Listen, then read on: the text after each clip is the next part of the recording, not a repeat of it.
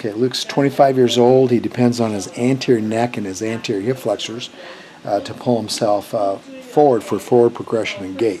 So when you watch him walk, go ahead, Luke. Go ahead and start walking. And pick it up a little bit faster, Luke. Pick it up. He does not have. He has early heel rise, and he has late. He has a late toe off. So when he moves, his heel's coming up too quick. He's on his toes, and he doesn't complete his stride. So he's got a really short stride length. Hands don't move behind him; they stay in front of him, as well as his neck.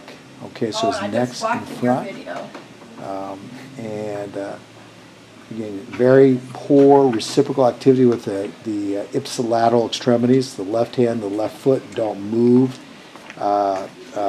like they should, and it can't alternate from side to side.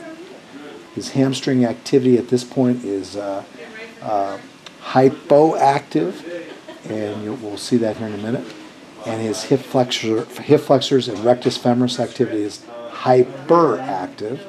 When you come down here, look at the history of his left knee. This is a pretty good demonstration. We'll put him on his. He's got pretty good Osgood Slaughter's bone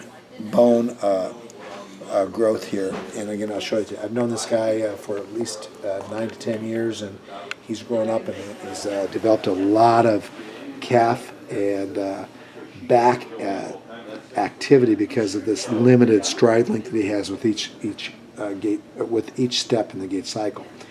Come on in. We'll show you what you got. Keep the thing running. Don't shut it off. If you shut it off, then we got a break, and people don't know what's going on. So as it's going, he's going to land his back. If I hold him here, here's an example of someone who's really got an overdeveloped set of two joint muscles, his rectus femoris and his hip flexors, which are one joint, are really holding him up. And that's a neuro issue. He doesn't know how to shut that down. This is reflective of what's also going on in his neck. Here's his other side. I'll take this picture. Try to relax, Luke. And that's a negative 30, 40 degrees of hip extension, maybe even more. Okay, Luke, go ahead and stand back on it. Go ahead and stand on it. All right. Stand, face that way. Face that way. Come on over here. He's got a strong forward head posture. His hands are positioned in front of his femurs. He's extended at his back. He's got a flat back. It's flat right in here, but it's very deep. And he has no glute, very low glute. Some glutes, but very little glute filling. His posture, center of gravity, is anterior to his ankle, and he's holding himself up from falling forward with his hamstrings and his calf muscles, right? Luke, do you feel some calf activity there? Mm-hmm. And the base of his skull. Point to where you feel a lot of tension. Okay, right through the base of the skull. All right, let's lay you back on your back. Don't ever shut that off, Matt. Scoot back for me. And here's his straight leg raise. This is his straight leg raise on the right. We'll give him about 50 degrees, 55 degrees at best, right, Luke? It's about it. Yep. And we're going to go the same way over here, about 55 degrees. Okay. I'm going to hand him a flat appliance, okay? So basically 1/2 of a mouth guard that football players or people would wear to protect their teeth. We're going to take him out of his occlusion momentarily. He's going to place it on his mandible. Luke likes his left occlusion more than his right occlusion. He had braces when he was probably about, I'm guessing, 11 or 12, somewhere in there. Could be, I don't know. Was it later than that, Luke? Yeah, a couple years later. Like 14? 14. 14. And I think he had a good dentist that got him in a really good bite. He has a class 1 bite on both sides, but boy, he loves that class 1 bite mainly on the left, okay? He likes his bite on the left, and he likes his hip and the floor on the right. Very good. So we're going to take away his left bite, neural bite, and he's kind of drifting now. So if he goes to the left and then he goes to the right, he can't sense those teeth. We just broke the circuit. We took the synaptic junction and said, hey, where are my teeth? Right, so far? Mm-hmm. So you're kind of a little goofy, right, a little bit. Walk down the hallway. Keep the camera rolling. We're not going to shut it off. He's going to start walking again. We're going to look at striding. Okay. Pick it up. Now his heels are staying back farther. He's the camera going. Camera's going. Yep. And when he walks, hand swing has improved. Center of gravity has gone back. Heel strike. Do you hear it, everybody? Do you hear it, Luke? Mm-hmm. Heel strike. Heel strike. Heel strike. Now he doesn't have delayed heel strike, but he's got better contact on the floor, so his mid stance has opened up. So he's got heel strike, toe off, heel strike, toe off, heel strike, toe off. A little better arm swing. Center of gravity is shifted back.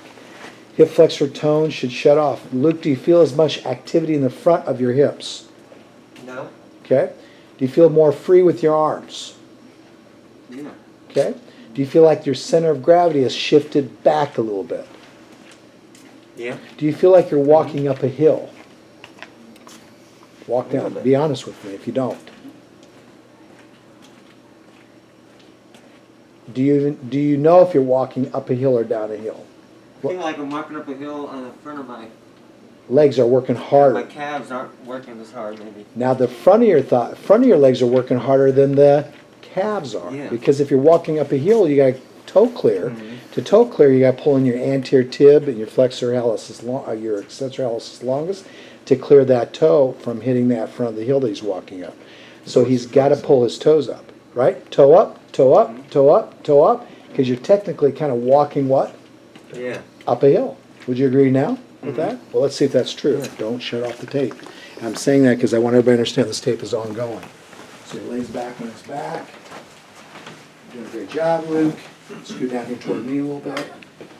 All we have in is a circuit breaker.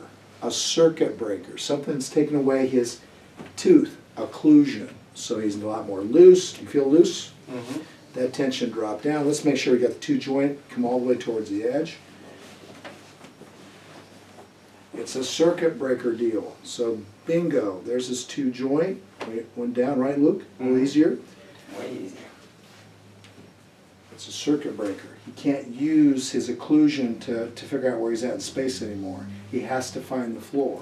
But scoot back a little bit, Luke. Here's his right leg. 80 degrees at least, right, Luke? At least 80. Does it feel looser to you, Luke? Yeah. Now, Jason can work with him and help him develop his glute and help him find the teeth on this side that match this floor and the teeth on this side that match what? This floor. And I could go over all that with you, but at this point, I really want to hit sagittal plane with this guy. So his sagittal plane difficulty was secondary to he was overriding the floor with too much awareness from which side of your mouth, Luke? The left side. We're going to put you in an appliance and get your left and right side to correspond with hemi activity on both sides, left leg, right leg, so you can find it and feel your butt finally, okay? This will also help him sleep better at night and allow him to breathe a little easier, and I think that's all we need. Jason, is there anything else we need to do on this? Got it. Thank you so much.